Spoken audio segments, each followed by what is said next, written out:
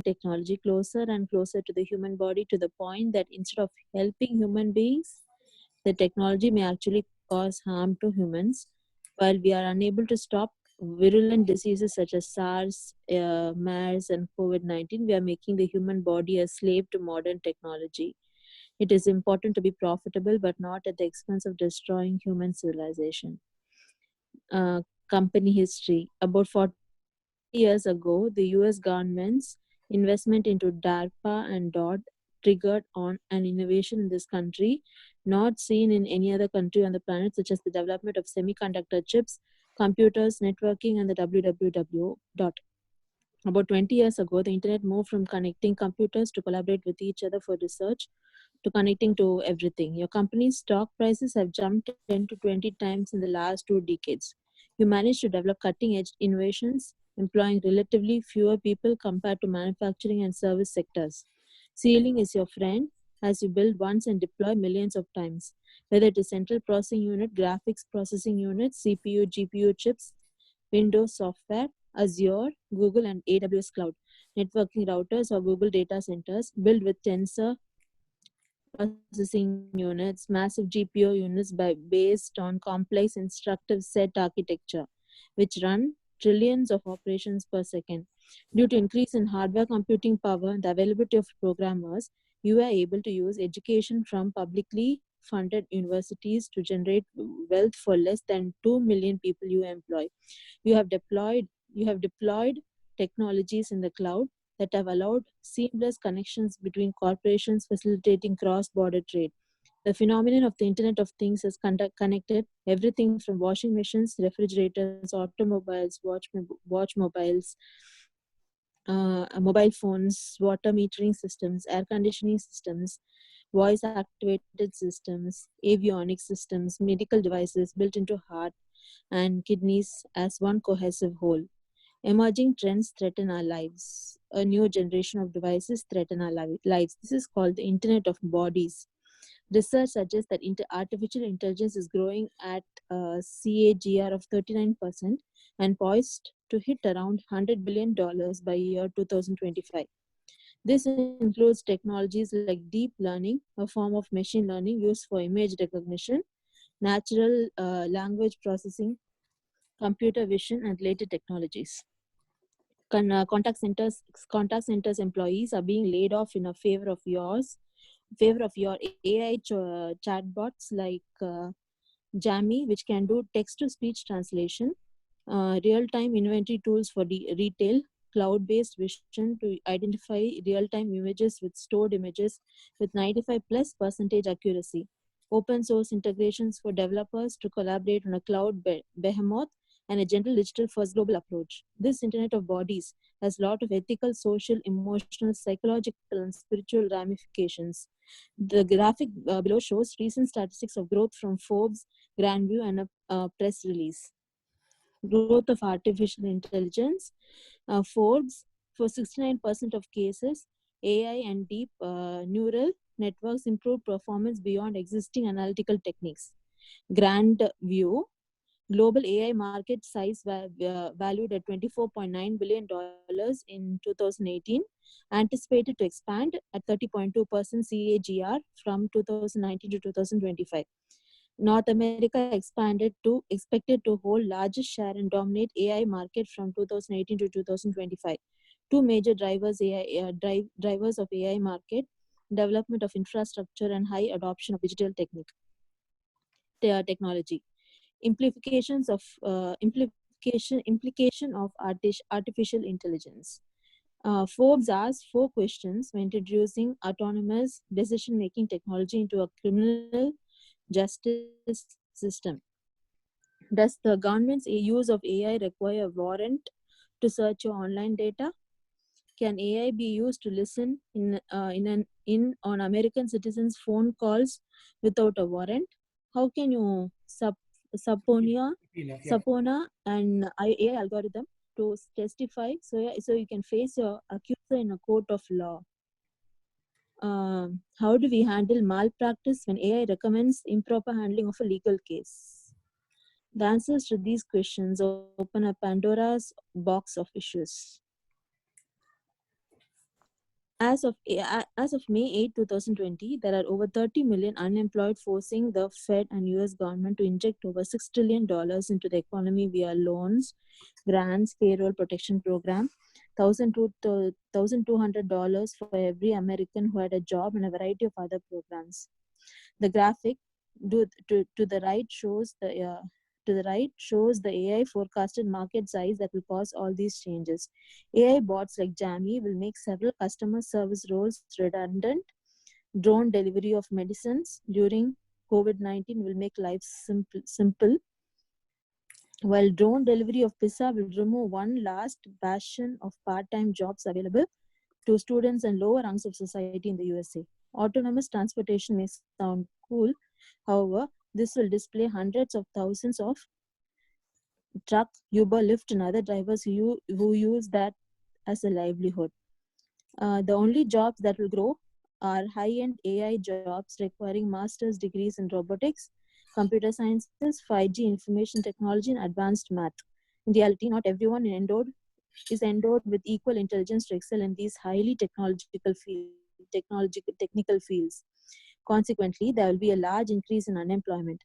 The current AI-driven transformation is different from the one from agricultural to industrial, or even industrial to information age.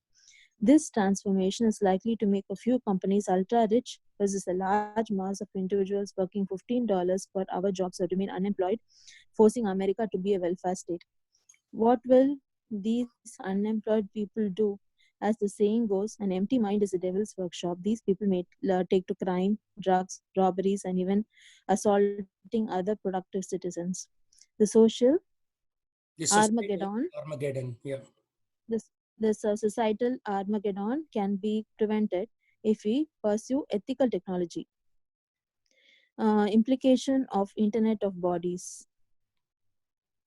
According to the CPO magazine, famed statesman Henry Kissinger has written an op-ed piece warning how AI-powered machines could eventually obliterate all ethical and philosophical norms, just as data thieves routinely use stolen personal information and data to set up false identities. They might soon be using your personal genomic data in nefarious ways. The problem, of course, is that the pace of technological change is much more rapid than the pace of regulatory change. The Atlantic Council reviews the Internet of Bodies, where Elon Musk, the CEO of Tesla, promotes implants in body, and Dodd is experimenting with Iron It's Man. Department of Defense. DOD is Department of Defense. Department of Defense is experimenting with Iron Man suits where certain body parts are connected to radiation causing electronic devices to key parts of the body. There are life-saving devices like pacemakers that can relay information and track a person accurately in crime scenes. People who allow the implants to be put in the body do not understand the licensing agreements that they are signing up for and the type of surveillance that these devices can be used for, along with the potential assassinations by hacking these devices. The graphic below shows what AI will do to us. So, yeah. Implications of the Wild West mentality. Our country was based on freedom of thought and expression. This has led to America becoming the wealthiest nation in the world. However, if we overdo this destructive innovation, where only a few benefit while the majority of people suffer, we are likely to become no different than countries like India or China, where few have all the resources while billions toil. In the relentless pursuit of shareholder value, please do not forget that these are lives of human beings and the entire civilization that you're playing with. Please engage in ethically responsible innovation and be remembered in future as compassionate corporations and prevent large-scale unemployment due to AI-driven job losses. Leave the world a better place than you found it. Thank you. Okay, so now we will do group discussion. Who wants to go first on what they understood from this article?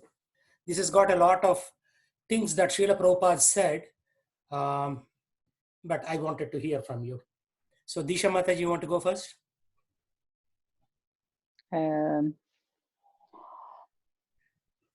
sure, I can. Yes. You want me to rewind? You want me to go back and then you can, speak on any particular page, for example? Like this letter was written to all these big guys, right? Two of them are of Indian origin, Satya and Sundar. And then, yeah, so these companies are getting rich, right? At the expense of whom? With the AI, AI. definitely they're using the human intelligence. All the programmers are humans. All the innovations are coming from human brains innovating it. um, like back in the days when from bullock carts we went to cars, from cars we went to planes. So innovation and change has been part of human existence since the beginning of time. Yes, this is the next phase of change, which is uh, from a current technology to going AI. Yes, there are a lot of ethical implications uh, if it's not deployed correctly, if it's not utilized correctly. So I agree I agree to partial part of this letter. I do not agree to the other partial part of this letter, which states that, hey, because there are some smart people in the room, there are some not so smart people in the room also, and that will create a big divide. Uh,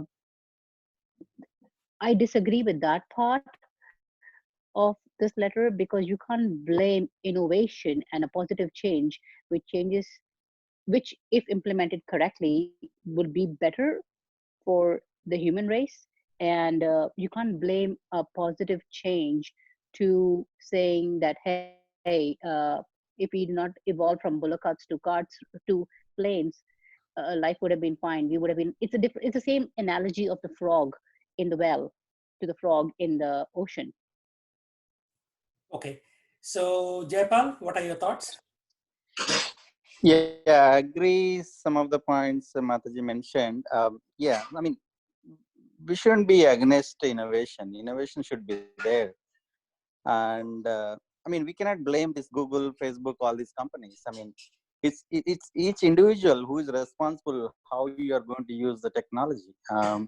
Because you have Facebook, you are spending a lot of time on Facebook, so it's your responsibility. You cannot blame Facebook company for that. So similarly, I mean, we should use technology in a good way where, I mean, without technology we would have not been having this class today. Similarly, without technology we would have not been done so many things, and whether it is medical advancement or whether it is transportation, defense, or anything. So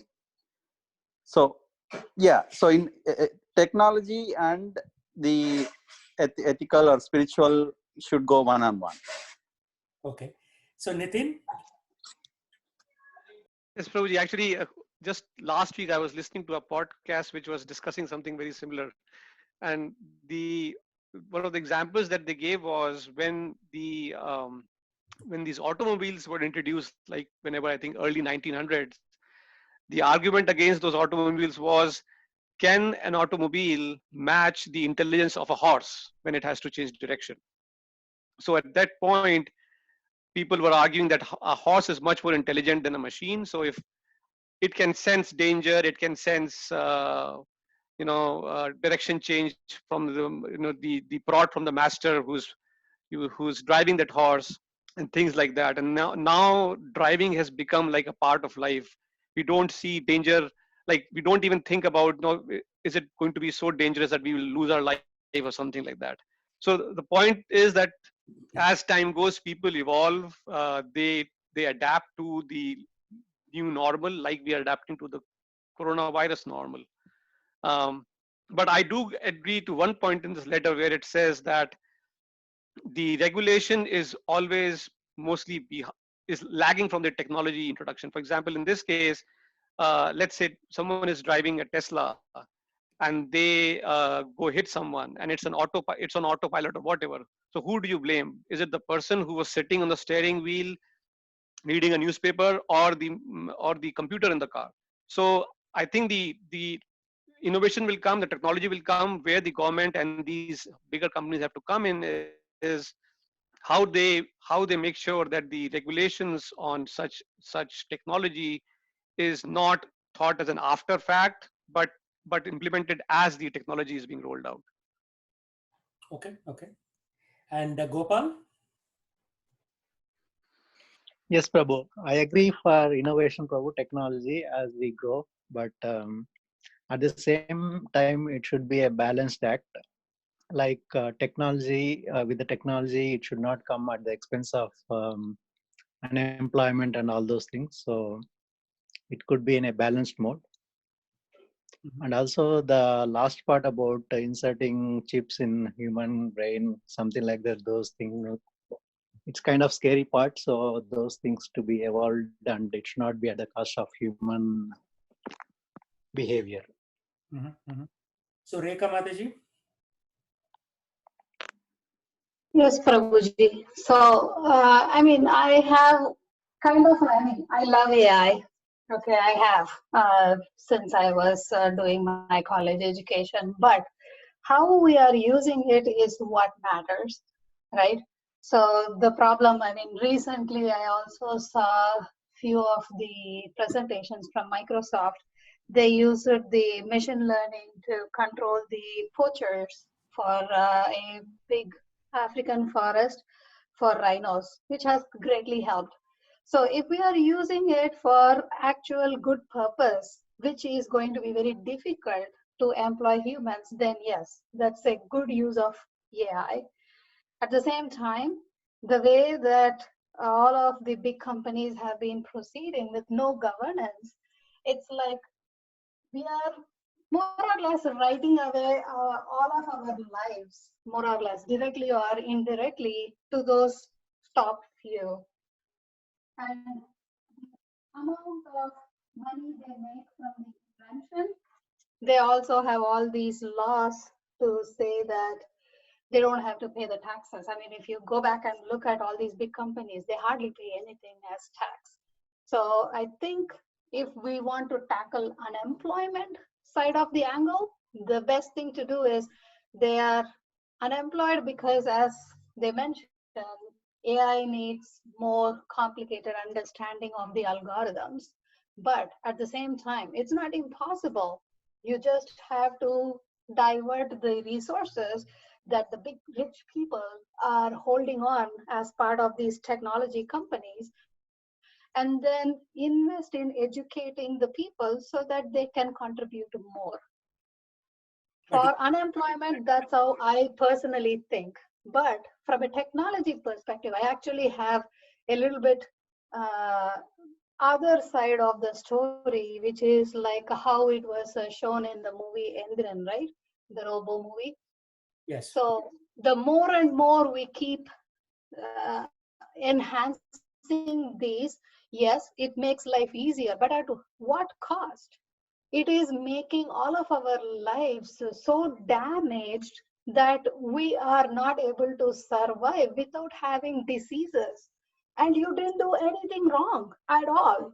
It's these technologies' influence that is literally impacting the human body, which is unacceptable. So, whenever these technologies are coming, there has to be an evaluation on the actual impact to a person or a animal before it is approved for big bang deployments everywhere. I mean, today if you guys are interested, I'll forward that video.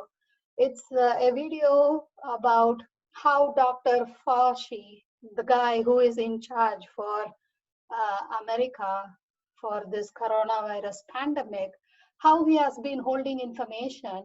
He did the same thing in the past when AIDS came, and then he patented the vaccine and made so much money out of it. So the intention of some of these people is like purposefully making things bad. So that is completely pharma. This is completely tech. But the end problem is that all these people, they are taking advantage of our naiveness and then preying on that and making money because nobody can question them. And when you question, because they're already so big in terms of an opponent, you are silenced one way or the other. Mm-hmm. I think that is more important to look at rather than just the unemployment piece of it. For unemployment, you just tax those guys and then train people. You have a solution. Mm-hmm. Okay, thank you. Radha Mataji.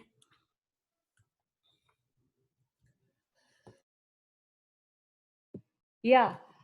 So I do encourage technology, but not in my body though. If my heart is not working, I would rather not to have a pacemaker. So you know, uh, but right now we are having a Zoom class because of the technology, so we use it for the positive things. At the same time, there should be some kind of a education needs to be given, like we are learning about this right now, right? Like that, if it is part of it from the young age to all the children, then we will have um, we will know why we need the technology and why we should not use it to certain purposes. If we can have that understanding from the beginning, then it makes sense. That's what I feel. Anybody else who has not spoken? Prabhuji, myself. Yeah.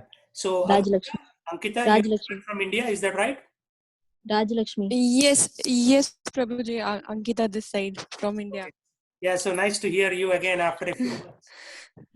Yes, Okay, so Prabhuji. what is your How are you? perspective? I'm good, thank you. So what is your perspective on this topic?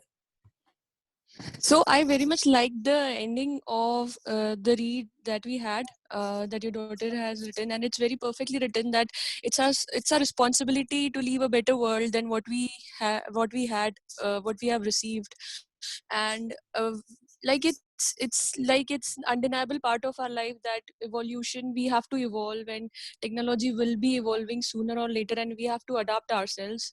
All of us, or mostly most of us, are depending entirely on technology, like with the Tesla cars, or with an Apple Watch, even measuring our fitness, our walking, our walking distances, etc. It's all entirely dependent on technology, but it's on us to restrict the use and not let it exploit ourselves or the nature because of it. And it was written in the paragraph, like it is creating idle minds which are more into negative side, growing into negative sides. But it's also there, it's also social responsibility that those idle minds should be motivated and kept positive, and they should think about something, because a lot of processes which were manual earlier are using AI, are turned into automatic processes, which is saving a lot of human time, and which is good in a way or the other. So like one of our friends just talked about replacing automobiles, replacing the horse carriage or something. So that was a very good example. But it's on us, because if a person is having a negative aspect, you cannot keep a person occupied just by giving employment. If at one point or the other the person would have some free time. So it's each individual responsibility to inculcate the positive values and think positive about in those idle times, and use the energy into the positive directions, Yes. like using these classes, etc. Excellent. Yeah, very good points. Everybody made very, very good points. Yeah, myself, Prabhuji, I didn't explain. Go ahead. Yeah, actually, as far as AI is concerned, if the technology becomes excessive, like there is a excessive, it's expanding, right? So it's expanding a lot. So this gives society this does good to one part of the society. The other part of the society is not at all benefited by it, because the other uneducated persons will not be benefited by it. There are many groups of uneducated and poor people also, though they will not be benefited by this. And so one part of the society alone gets benefited. And so this expansion of technology is, I think, I can say it's excessive desire. Yes. There's a limit to everything, right? There's a limit to everything. So it's a sure signs of adharma and devastation, signs of devastation or destruction. Very good point. In the final version, that's exactly what was said in the article. And my daughter included this graphic also. So, Right. Prabhuji, I want to add in, like, for example, the cell phone, right? The simple cell phone that we have, there is so much memory right now. It memorizes many numbers. But I used to remember more than 50 numbers in my head. I used to call my parents. I used to call so many people without even looking at it. Right now, I cannot even think of one number or two number because my memory, for some reason, is not working. I'm more dependent on the cell phone. So technology is needed, but that that has to be taught from the beginning. That we have to use the technology to teach the uneducated and the educated people why this technology is needed and why we should not use it for certain purposes. So if the values been taught in a Vedic way or somehow from the beginning, then it will go on for generation. yes, that was So the that too, actually, introducing that to the medical field is really worse. AI in the medical field is, it's a real too much. yes. I think so. Yeah, Radha Mataji and Rajalakshmi Mataji kind of gave the answers that I was looking for, because you can think working in Facebook or Microsoft, you have 1,000 stock and maybe each stock is like $150. So you are fairly wealthy. So you can insulate yourself from rest of the world. But when we go out on our free food truck and when we talk to people, people don't even have the fundamental basic things in the richest country in America, right? Because they couldn't pay rent for 2 or 3 months in a row, they were kicked out of the house. So they became homeless. And because they're homeless, they cannot get a job because there's no home address to give to the employer. You need to print a resume, you need to wear a suit, go get a work. So this Wild West mentality that was there in the last paragraph is what's happening in America right now. If, like, you and me, we are all educated, right? We all have bachelor's, master's degrees. Most of us even have master's degrees, which is a good thing. So for me, I can understand what deep learning is, neural networks is. I have on my desk a book on neural networks actually. So for me, it is good because if I get laid off in one company, within 2 months I can find a new job. But I am not the definition of America, right? I'm in the top 10%.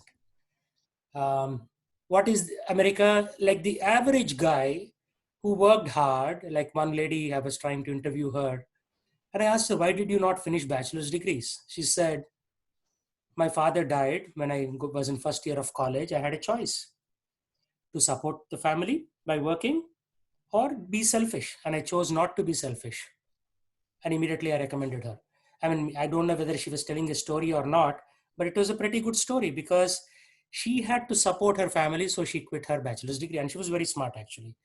So the point is, we should not just think from our perspective. Okay, we went from bullock cart to car and from car to aeroplane and from aeroplane to jumbo jet and who knows, space shuttle, this and that. That's only for the top 5% of the society. What about 95%, right? So the Vedic values. Prabhu, can I? Yeah, go ahead, please. Can I get my point across? So, as a human, as corporate, I'm not a corporate employee. I'm a franchise owner. I own 2 UPS stores. So I see this common man, this common woman walk into my store. I have seen this, like, the bottom 1%, bottom 5% of the society in the past 10 years that I've owned this franchise, of understanding how they live, how they survive, giving them the basic understanding of what math is, how to save, like our Indian concepts of how to save. It all boils down to the education system over here in America, where they do not give the basics of like, basics, like, if you get one 1 rupee, 1 dirham, $1, how much you save, how much you donate, how much you spend. That basic concept is not taught to them anywhere. And that basic 5% of the economy, if you tell them, if you give them these basic concepts, it's not difficult for them to raise from the 5% to the 15% to the 20%. The brain power is there, it is not utilized. So And I whose believe fault is it's it for not not giving them the basic education? I mean, basic concepts of life. the basic concepts of life. Definitely for us, like, for you and me, we were brought up in Indian society, Indian environment, where we always have to save for, an unforeseen tomorrow, pata nahi kal kya hoga kind of a situation. We always have the fear of God. We always know Bhagwan hai upar, you, all your deeds good and bad are washed upon.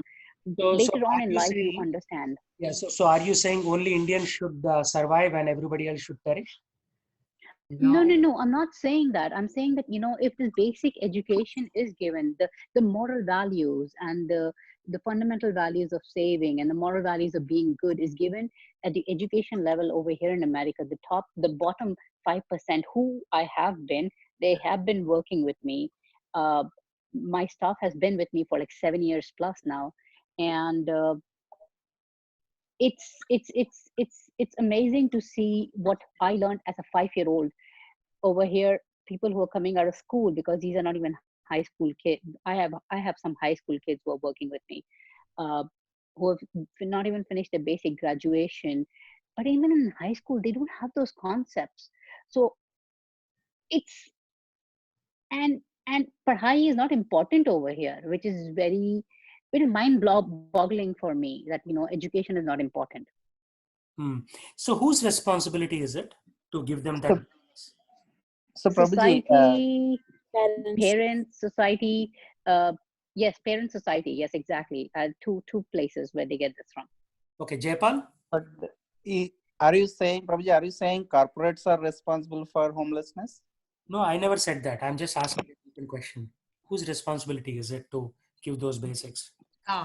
It's a Yeah, responsibility of the people, it's a government, individual government. Yeah. society, family, everyone together. Yeah, I mean, Prabhuji, every single one of us, whomever right now we are yeah, learning, we are all individual and we are all part of the government. So we have to take exactly. our own extra step to teach at least one person, like you are educating us. At the same way, I have to take effort to teach.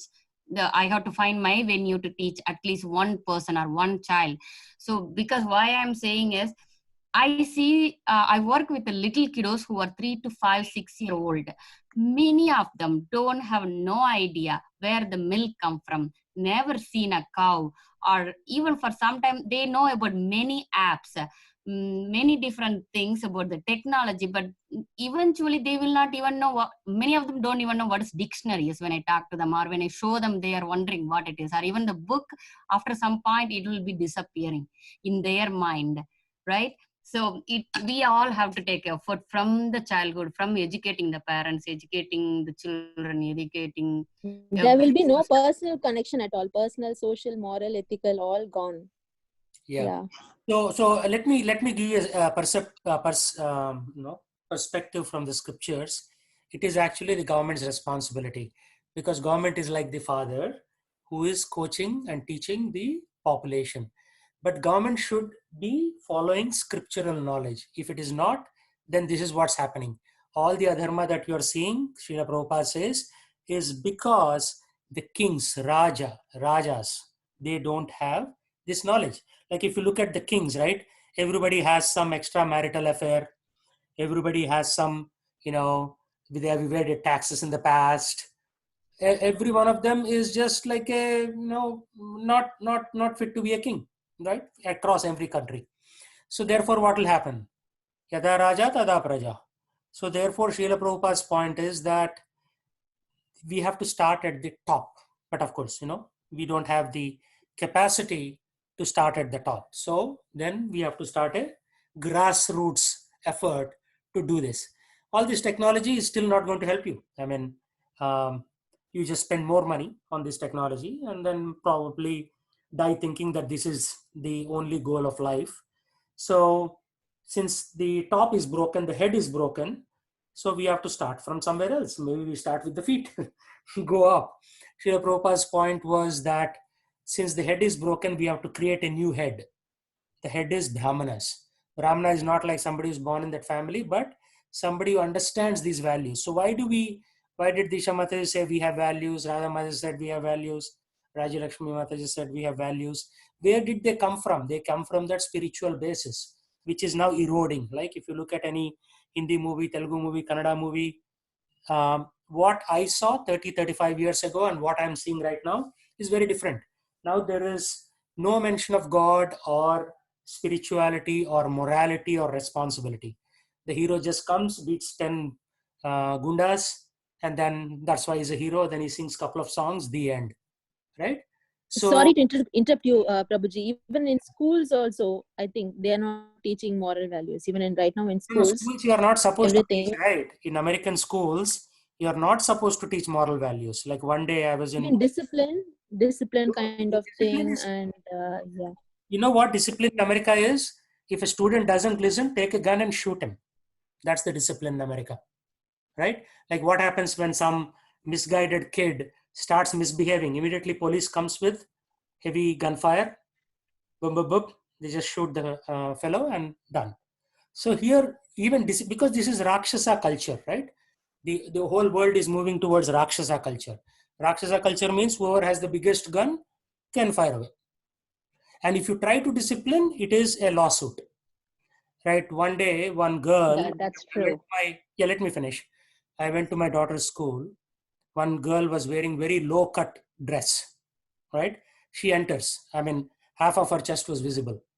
And the front desk lady was saying, yeah, nice dress. She could not have said it's a bad dress, right? Because it'll be a lawsuit. So she said, nice dress and done, job done, right? So you scratch my back, I scratch your back. That is the culture that is evolving right now. So unless there is a spiritual basis of why we need morality, morality comes from spirituality. It's not like if somebody says don't lie, then somebody may say, why should I not lie, right? Or if somebody says don't drink alcohol, oh, why should I not? Alcohol is also food, right? It comes from, like beer comes from wheat. They just fermented it for 21 days in a big vat. So what's your problem, man? It's still wheat. I'm eating wheat. I'm a vegetarian. I'm drinking beer. It's vegetarian, right? So if you say don't drink alcohol, they'll come up with some reason.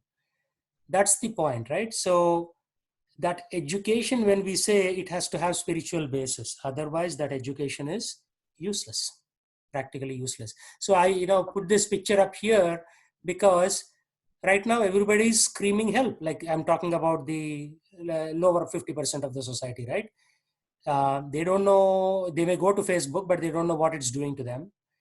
They cannot afford any of the products like Azure Cloud or AWS Cloud or Google Cloud. They may once in a while do some search. Most people in the lower 50% cannot even afford an Apple phone, $1,000, right? So they go maybe get a second-hand one from eBay or something. So these people are totally ignored from the modern progress that we all are so proud of. So this progress, because we are there. Do you see any poor man in my class? In the lower 50%? Why are they not coming? Can you think? Because they don't belong in America. They're in India. No, Americans, there are a lot of Americans who are poorer than Indians. Believe me, you have not seen America yet.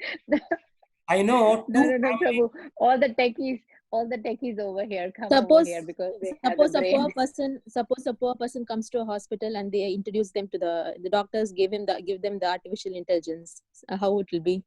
Yeah, exactly. It's like no. Actually, the poor people in America have no idea about all these things. They have no idea. Like yeah. I talk to waiters. I talk to people who work in McDonald's. They have no idea that Seattle is a tech hub. They're still struggling, right? Because every month they are falling behind. Some months they don't have money to pay rent. Some months they don't have money to do this or that. So yeah, it is not corporations' fault, but corporations are polarizing the society. You know what polarizing means? The positive and negative poles are moving far and far away. The poor get poorer, the rich get crazier, because beyond a point you cannot even spend that money. You just go crazy, right? So they will buy more and more devices and go crazy. That's it. Prabhu, even then, okay, fine. We instead of penalizing or like separating the top 5% or top 10%, if that could be a moral and ethical value for the top 10% or the 5% to provide or to help the bottom 5% or the bottom No, that 10%, will not happen. and there the economy can grow together. Yeah, no, that will not happen, right? I mean, that's why you need a government. If that's called anarchy. Anarchy means there is no central command and control. So oligarchy means power by a But few. then, like, see, if if we are here now, I can, okay, fine, if I want to and have the will to and have the means to support or educate or have want to spread knowledge, I can donate to a nice school like a public school in India and do girls education. There's so many educational systems in India where they educate kids, girls, and you know I am part of one of them. That's the reason why I'm saying it. So if you have the means to, instead of being selfish and keeping it yourself, spread the knowledge, spread the wealth, and let others grow along with you. Yeah, but if you support a Donate. school which teaches that we came from monkeys and that there is हाँ, no लेकिन God, that is तो yeah, then actually that's what's that is happening. तो your personal thing. Yeah, so like for example, You can use some buddhi and do some work. yeah, so like Asha Yeah. for Education, they are promoting American values in India. So they're taking American money and promoting American values in India in schools, which again will create the same nightmare here, will come there, right? So we have to be conscious of which, how we are helping also. So as I mentioned in one of my classes, if you give charity to a drunkard, then you are not helping him because he will continue to drink. You have to rehabilitate him rather than supporting his Yes. bad behavior, right? So that's why helping traditional education, traditional stream of spiritual thought is more valuable at this juncture than uh, you know perpetuating the situation, because right now here there is money but there is no values. So what are you going to do? And same things happening in big cities in India. Still it is good because the moral fabric, the support structure is much better in a Vedic society than in a non-Vedic society. So this will continue. I mean, I don't know how to necessarily stop it. This letter was just a class project, but the fact remains that now 30 million people are unemployed, and with AI more will be unemployed. Like two of my friends were laid off from Amazon today. They reached out to me on LinkedIn. One of them said, hey, do you have a job for me? The other ones basically said, today is my last day at Amazon. So even white collar layoffs have started just now. So today was the start at Amazon. Hope at some point it'll start in Microsoft also. Because what's happening is, to show shareholder value, people are focused on wealth for a few, right? Literally wealth for the top 120 families. That's it. 120 families control all corporations in the world. Tata's, the Sanchez family in Mexico, the 15 or 20 families in the United States. The list, if you add all of them up, it comes to about 120 families, which control 95% of the wealth. Yeah. And people are building bunkers in New Zealand to escape from Corona because New Zealand has been hit less, right? So there are people from Silicon Valley who are spending $10 million, $20 million to buy one bunker in New Zealand. So there is something wrong with this situation. And when President Trump went to a factory yesterday, they played a song, Live and Let Die, loudly when Trump was coming in the building. Can anybody tell me why they did that? Because he's a selfish brat. No, because like the rich are telling the poor to work, deliver groceries, deliver packages while the rich are working at home. So you already see that there is a huge divide in United States, right?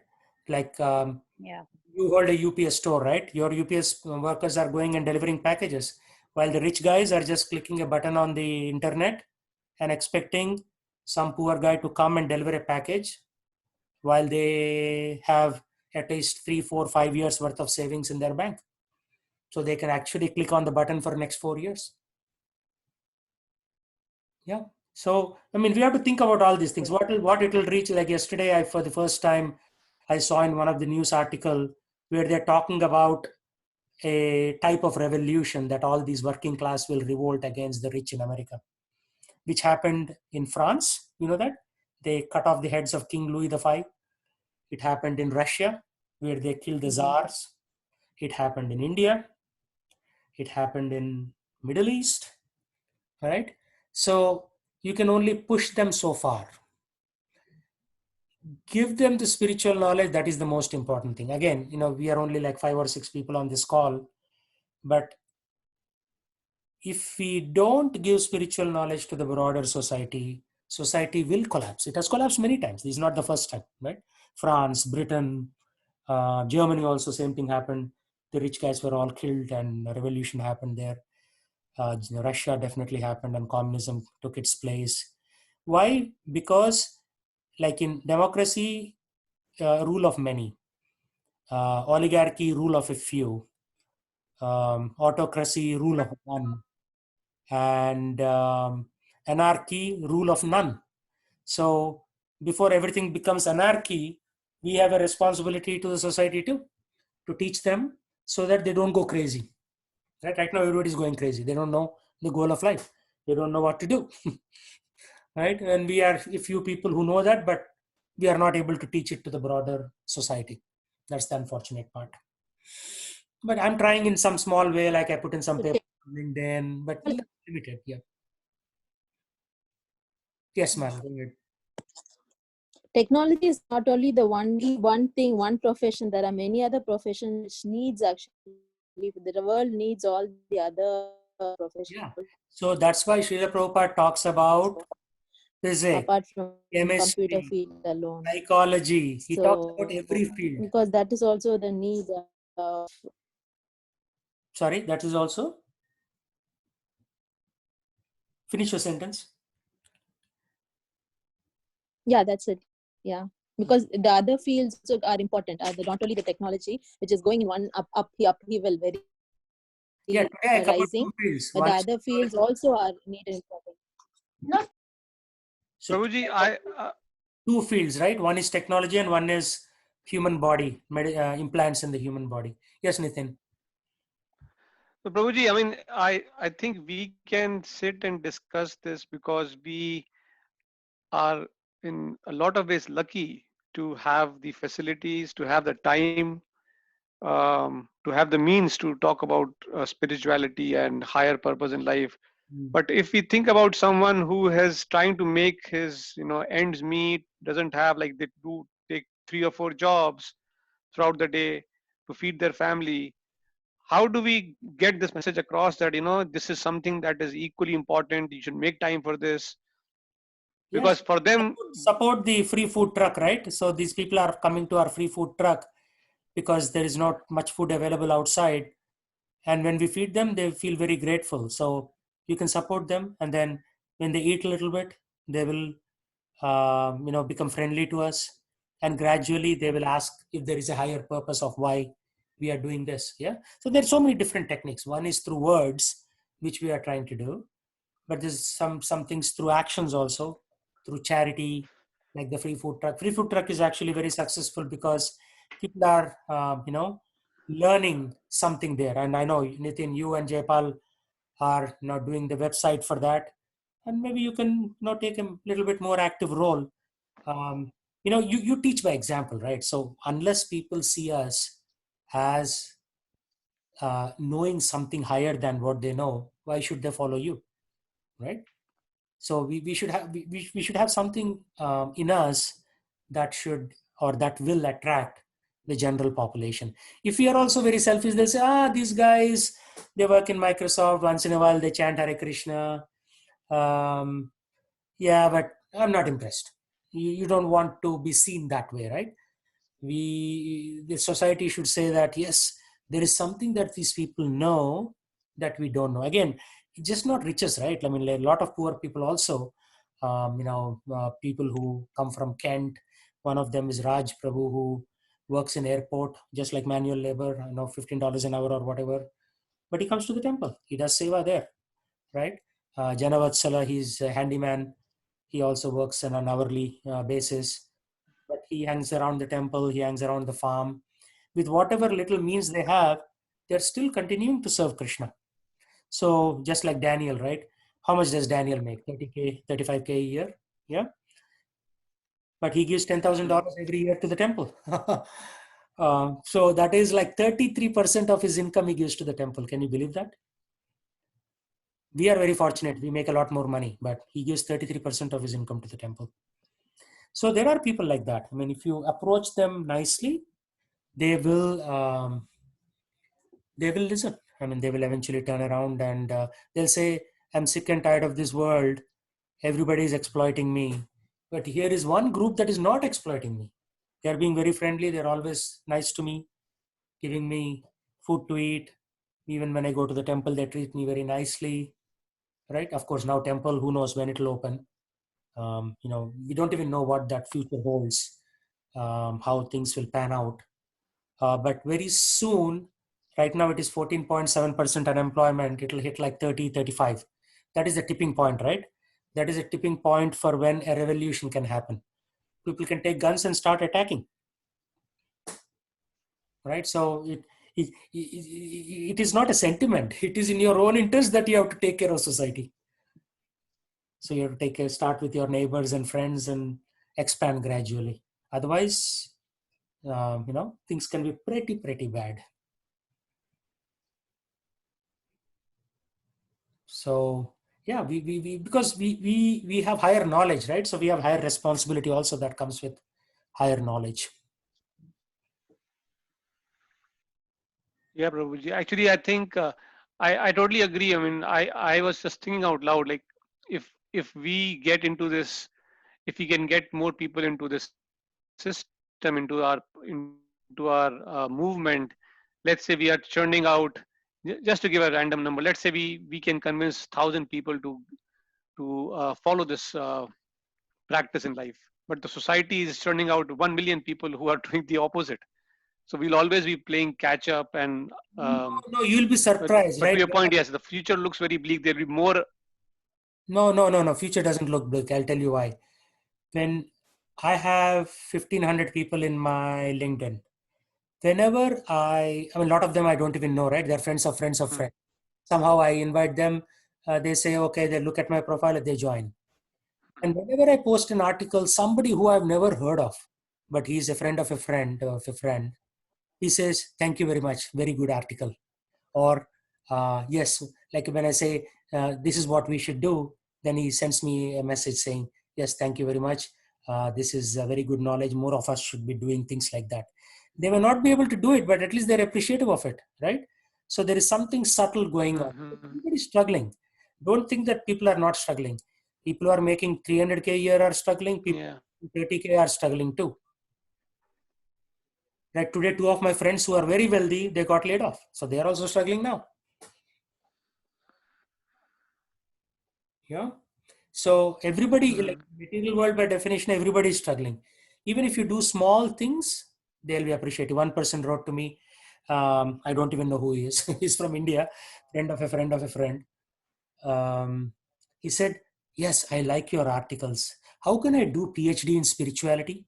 He wants to do a PhD. Most of my colleagues, because my title is Professor of Samamish Institute of Technology, most of my colleagues are professors from Indian universities. So they all want to do some kind of a PhD in spirituality. Not one, three people wrote to me in the last month. How do I do a PhD in spirituality? So I told him, yeah, you can do it in either Belgium or in Bhaktivedanta Institute in Mayapur, or you can continue to, look at my papers and read the Veda base like that. No, I give them some light advice. So that is touch one. And then so tomorrow he may be your LinkedIn contact, touch two. So different people touch the same soul. Slowly they'll be convinced that there is a higher truth. Right? So actually, you are not the first person who will be talking about Hare Krishna to anybody on this planet, believe me. They've always been connected, have come in touch with someone. I went to one Microsoft meeting in Denver or Las Vegas, somewhere. Yeah. So in a room, I said, the people said, tell me about your culture, right? So I got up and said, Hare Krishna, this is a mantra we chant. So I loudly said the Hare Krishna mantra full one time. At least one person followed me. And then after the class, after the session, one person came. He said, I'm a Mormon and I studied in a Mormon school, but I saw your Hare Krishna people only in Utah.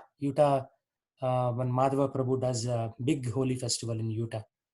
So I'm not the first person that he saw. There are other people who have touched him. And I will not be the last person to touch him either. Right? Already Mormons are 3/4 Hare Krishnas. They don't drink alcohol. They don't believe in illicit sex. And then they don't do intoxication, including coffee and tea. Only thing they do is eat meat. And that also they can give up if properly approached.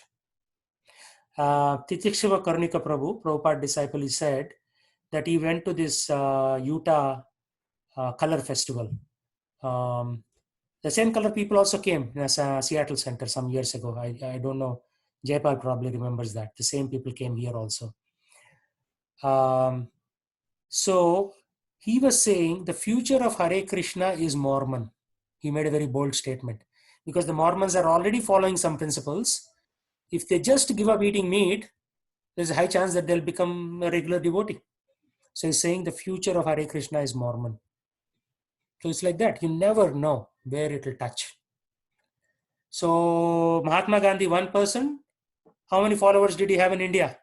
30 million people. Hitler, one person, how many people he had followers in Germany?